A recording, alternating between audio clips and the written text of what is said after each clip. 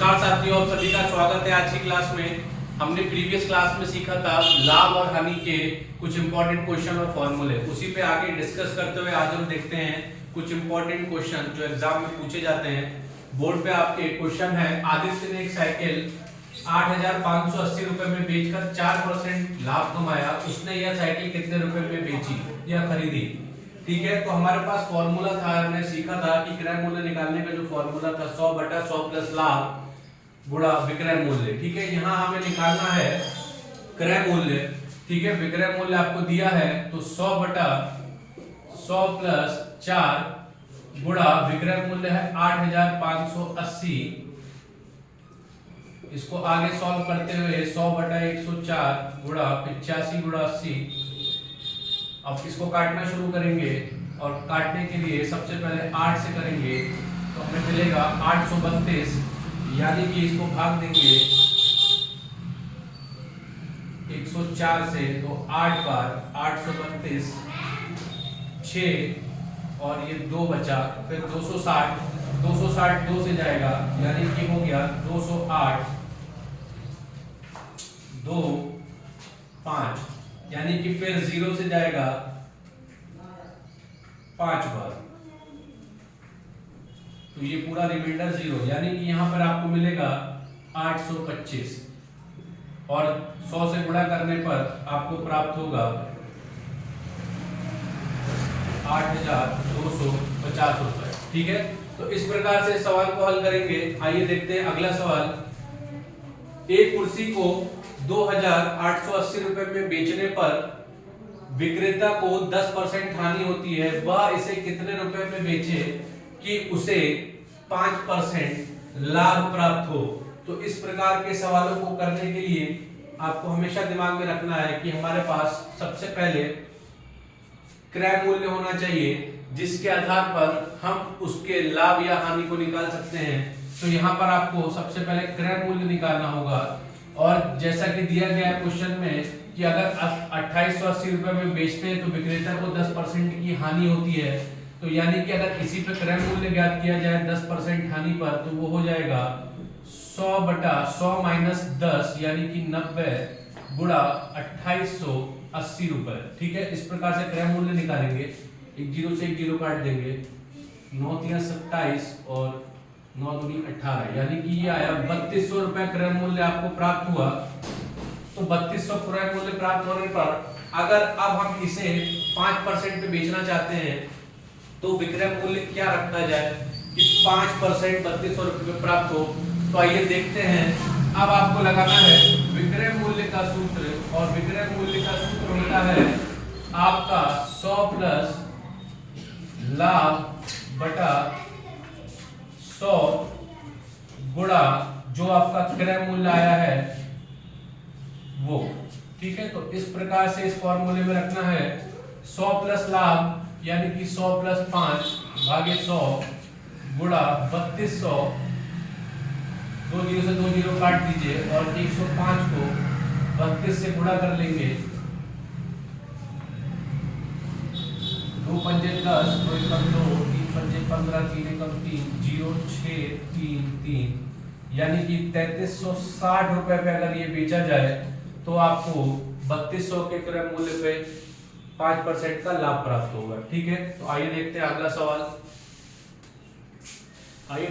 सवाल। यदि एक वस्तु को 5% हानि की अपेक्षा 10% लाभ पर बेचा जाता है तो विक्रेता को 75 रुपए अधिक मिलते हैं। वस्तु का क्रय मूल्य कितना है?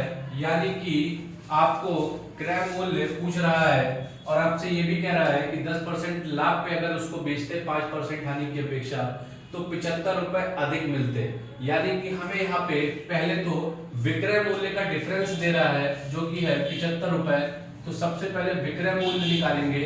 10% लाभ पर विक्रय मूल्य हो जाएगा 110 x अपॉन 100। ठीक है, ऐसे ही माइनस हमने x को यहाँ पर विक्रय मूल्य क्रय मूल्य मान लिया है, तो इस प्रकार से विक्रय मूल्य हो जाएगा x का 110%। इसी प्रकार से 5% हानि पर आपका विक्रय मूल्य होगा क्रय मूल्य का 95%, यानी कि 95/100 गुणा अंतर आपको दिया है 75 रुपए, यानी कि ये 75 रुपए आपको विक्रय मूल्यों का अंतर दिया है। ध्यान दीजिएगा यहाँ पर ये विक्रय मूल्य है, ठीक है, 10% लाभ पर, और ये भी आपका विक्रय मूल्य है 5% हानि पर, ठीक है। और इन विक्रय मूल्यों का अंतर 75 रुपए बता रहा है। तो आइए इसको सॉल्व करते हैं। 100 एलसीएम लेने के बाद 110x माइनस 95x बराबर 75, ये बचा 15x बराबर 7500, x बराबर 7500 बटा 15 और 500, यानी x बराबर 500 रुपए। तो हमारे पास क्रय मूल्य आ गया है 500 रुपए, यानी कि वस्तु का मूल्य, क्रय मूल्य 500 रुपए होना चाहिए, ठीक है। तो इसी प्रकार से सवाल आपने देखे। अब इससे कुछ हटके सवाल देखेंगे थोड़े बहुत जो एग्जाम में पूछे जाते हैं। इसी सवाल को अगर आपको बहुत ही जल्दी कम समय में करना है तो लॉजिक लगा के भी कर सकते हैं आप। जैसे वस्तु पर 10% का लाभ हो रहा है तो हमें क्रय मूल्य के बेसिस पे कैसे उसको निकाल सकते हैं। जैसे कि मान लीजिए अगर उसको 10% लाभ हो रहा है तो 110, ठीक है, यानी अगर 100 रुपए क्रय मूल्य है तो कितना 110 रुपए।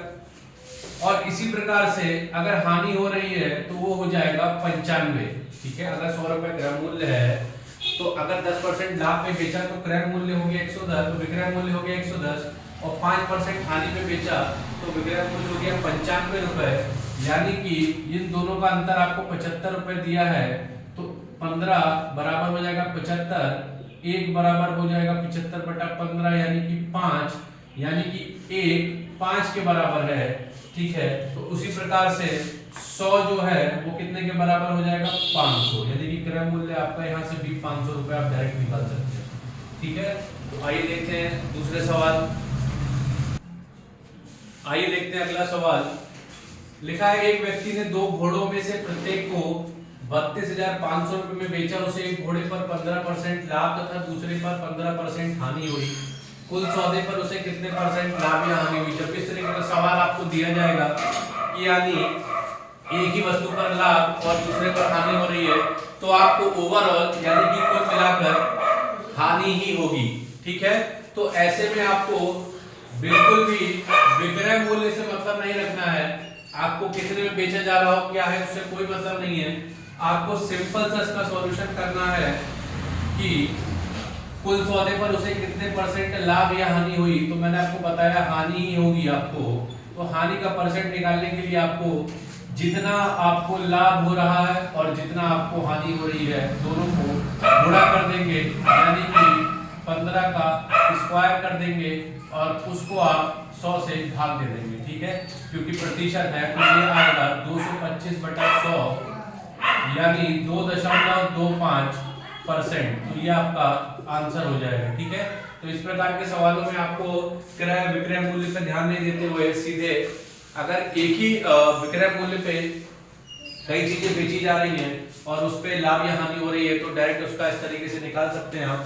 देखते हैं अगला क्वेश्चन। यदि 12 वस्तुओं का क्रय मूल्य, यदि 15 वस्तुओं का क्रय मूल्य 12 वस्तुओं के विक्रय मूल्य के बराबर हो तो लाभ प्रतिशत ज्ञात कीजिए। जैसा कि आपको दिया है लाभ प्रतिशत, और वैसे भी आपको पता होगा इसमें लाभ ही होगा। क्यों? क्योंकि 15 वस्तुओं को खरीद के 12 ही वस्तुओं को बेचा जा रहा है, तो आपको जाहिर सी बात है, और मूल्य पर लगभग क्रय मूल्य विक्रय मूल्य के बराबर भी है, तो जाहिर सी बात है लाभ होगा। और यानी कि इस तरीके के सवाल को करने के लिए आपको सबसे पहले आप मान लीजिए कि एक वस्तु का क्रय मूल्य, मान लीजिए माना एक वस्तु का क्रय मूल्य 1 रुपए है। तो इस प्रकार से अगर हम माने 12 वस्तुओं का क्रय मूल्य कितना हो जाएगा, क्योंकि हम 12 ही वस्तुओं को भी बेच रहे हैं तो उसी की बात करेंगे। 12 वस्तुओं का क्रय मूल्य 12 रुपए हो जाएगा, ठीक है। इसी प्रकार से अगर हम बात करेंगे 12 वस्तुओं के विक्रय मूल्य के लिए, 12 वस्तुओं का विक्रय मूल्य कितना होगा, तो वो आपको पता है और दिया भी है सवाल में कि 15 वस्तुओं के क्रय मूल्य के बराबर होगा, यानी कि 15 वस्तुओं का क्रय मूल्य। अब अगर 15 वस्तु का क्रय मूल्य है, एक वस्तु का क्रय मूल्य हमने ₹1 शुरुआत में ही माना था, तो ये 15 वस्तुओं का क्रय मूल्य हो जाएगा 15। तो 12 वस्तुओं का विक्रय मूल्य बराबर हुआ 15 वस्तुओं का क्रय मूल्य। ठीक है, तो आपके पास अब विक्रय मूल्य है 12 वस्तुओं का और 12 ही वस्तुओं का क्रय मूल्य है। क्या दोनों को घटाने पर आपको लाभ मिल जाएगा? हाँ, क्योंकि लाभ होता है विक्रय मूल्य माइनस क्रय मूल्य। तो इस प्रकार से विक्रय मूल्य आपके पास है 15 माइनस क्रय मूल्य है 12, तो लाभ मिला 3। और लाभ का अगर प्रतिशत निकालना है तो वो हमेशा क्रय मूल्य पे निकलता है, यानी कि लाभ बटा क्रय मूल्य।